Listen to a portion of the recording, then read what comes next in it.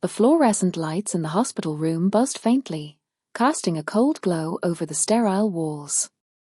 Clara blinked slowly, her eyelids heavy as she took in the unfamiliar surroundings. The beeping of the heart monitor beside her was steady, but her mind felt anything but. Her body ached, a dull throb radiating from her ribs, and her head felt like it was stuffed with cotton. She moved her hand slightly, feeling the scratch of the 4 taped to her wrist. The door creaked open, and Clara's heart stuttered for a moment before she forced herself to stay still. A man stepped into the room, tall, broad-shouldered, with a face that might have been handsome if not for the hard edge in his eyes. Him. Her husband. Mark. Clara, he said, his voice low and careful, as though he were approaching a wild animal. You're awake. She stared at him, her mind racing. The last thing she remembered was the screech of tires, the sickening crunch of metal, the world spinning as the car tumbled off the road. Everything after that was blank. But even in the haze of pain and confusion, one thought cut through: don't let him know. Don't let him see. Who are you? She asked, her voice trembling just enough to sound convincing. She hated how natural it felt to play this role. Mark stiffened, his jaw tightening. It's me. Mark. Your husband. She frowned, letting her gaze wander around the room like she was trying to piece together a puzzle. I don't remember. His eyes narrowed, and for a moment, she thought he might call her bluff. But then he exhaled sharply and took a step closer, his expression softening into something that almost looked like concern. The doctor said there could be memory loss. They didn't know how bad it would be. He reached out as if to touch her hand, but stopped short when she flinched. I'm sorry, she whispered, looking away. I don't know you. Mark's lips pressed into a thin line, and for a second, she thought she saw a flash of anger in his eyes. But it was gone as quickly as it appeared, replaced by that same carefully controlled calm. It's okay, he said, his voice too soft, too gentle. We'll figure it out. I'll take care of you. The words sent a chill down her spine. She knew what a taking care of her meant in his world. It wasn't kindness, it was control. But she couldn't let him see her fear. Not now. Not when she had no way to escape. Thank you, as she murmured, forcing a small smile. He nodded, pulling a chair up to the side of her bed. The doctor said you'll need to stay here for a few more days. They want to monitor you, make sure there's no internal damage. She swallowed hard, nodding along as though his words made sense. Her mind raced, trying to piece together her next move. She couldn't stay here with him. Not when he thought she was vulnerable. But she also couldn't leave until she had a plan. Mark leaned back in his chair, his gaze fixed on her face. Do you remember anything at all? Anything about us? Clara shook her head slowly, letting her eyes widen with feigned helplessness. No. I'm sorry. He studied her for a long moment, his expression unreadable. Then, to her surprise, he smiled, a small, tight smile that didn't reach his eyes. That's okay. We'll start over. Her stomach churned at the thought. Starting over with him meant going back to the life she'd tried so desperately to escape, the arguments, the bruises, the feeling of being trapped. But right now, she had no choice. Mark reached into his pocket and pulled out a small silver key, holding it up for her to see. This is for our house, he said, his voice smooth. When you're ready, I'll take you home. Home. The word echoed in her mind, taunting her. That house wasn't a home, it was a prison. but she couldn't let him know that she remembered. Not yet. Okay, she whispered, forcing another smile. He leaned forward again, his hand brushing against hers for the briefest moment before she pulled away. I'm glad you're okay, Clara, he said, his voice almost tender. I was worried about you. She wanted to scream, to tell him she knew exactly what kind of worry he was capable of. But instead, she just nodded and looked away, letting silence fill the space between them. Mark sat back in his chair, his eyes never leaving her face. Get some rest, he said finally. I'll be here when you wake up. Clara closed her eyes, pretending to drift off as she listened to the soft sound of his breathing. Her mind raced with possibilities, each one more dangerous than the last.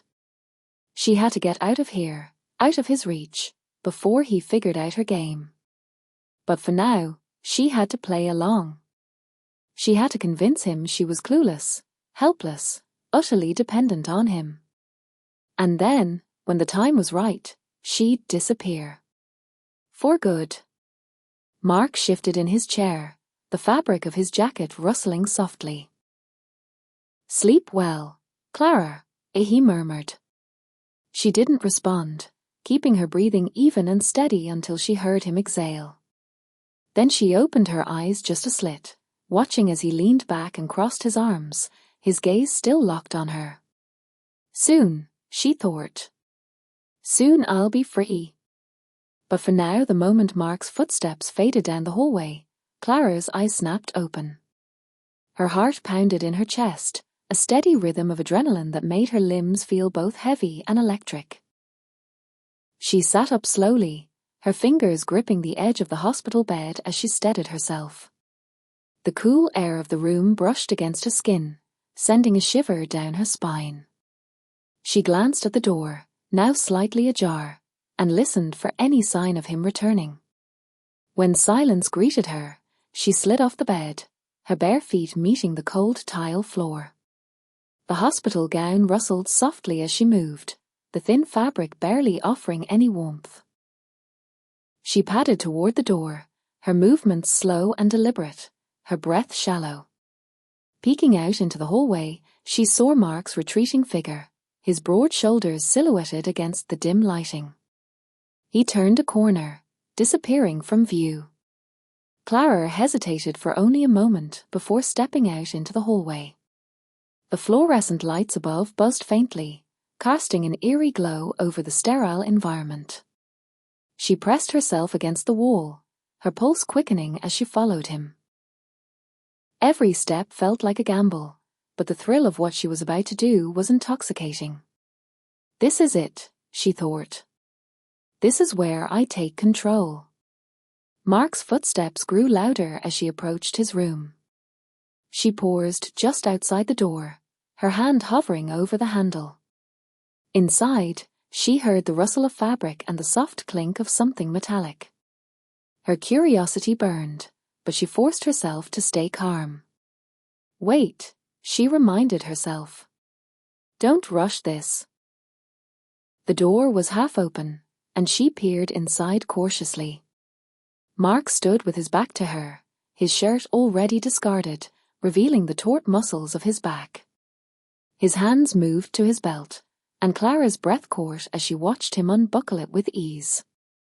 The leather slid free with a soft hiss, and he tossed it onto a nearby chair.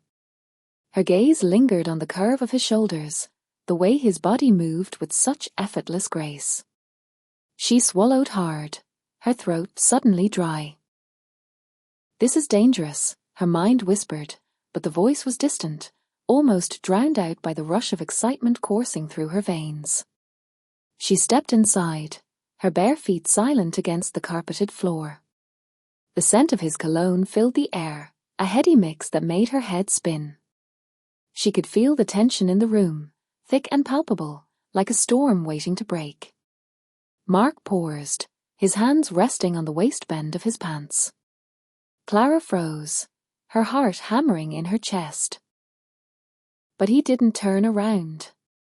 Instead, He let out a low sigh and ran a hand through his hair. "Clara," he said softly, his voice laced with something that sounded almost like regret. The sound of her name on his lips sent a jolt through her. She clenched her fists, nails digging into her palms as she fought to keep her composure. "He doesn't know you're here," she reminded herself. "This is your chance." She took another step forward, closing the distance between them. Her mind raced with possibilities, each more tantalizing than the last. She could confront him, demand answers, or she could use this moment to reclaim her power. The choice was hers, but one thing was certain: she wasn't going to let him control her anymore. Mark tilted his head slightly, as if sensing her presence.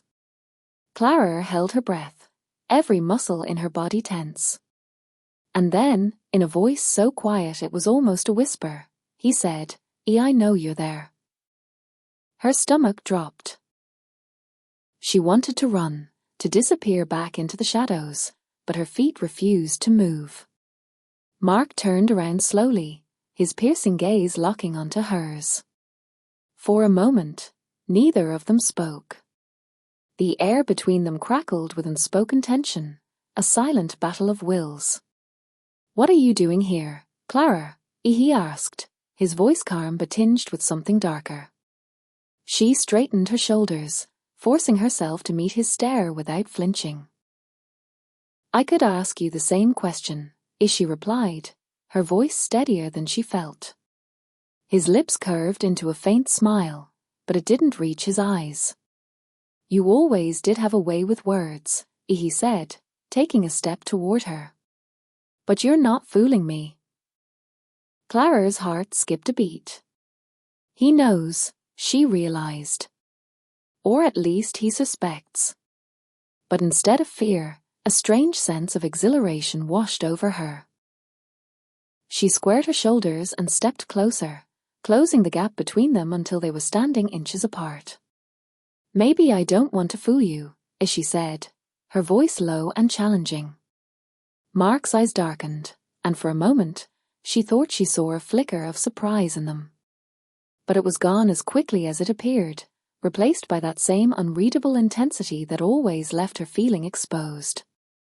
"Careful, Clara," he murmured, his voice a low rumble that sent shivers down her spine. "You're playing a dangerous game." She tilted her head, a small smile playing on her lips. "Maybe I like dangerous." The corner of his mouth twitched, and for a heartbeat, she thought he might say something else. But instead, he reached up, his fingers brushing against her cheek in a gesture that was almost tender. Clara's breath hitched, her resolve wavering for just a moment. But she didn't pull away. And neither did he. The tension between them was suffocating, a heavy weight that pressed down on her chest. Her mind screamed at her to leave, to run while she still could, but her body refused to obey. Instead, she leaned into his touch, her eyes never leaving,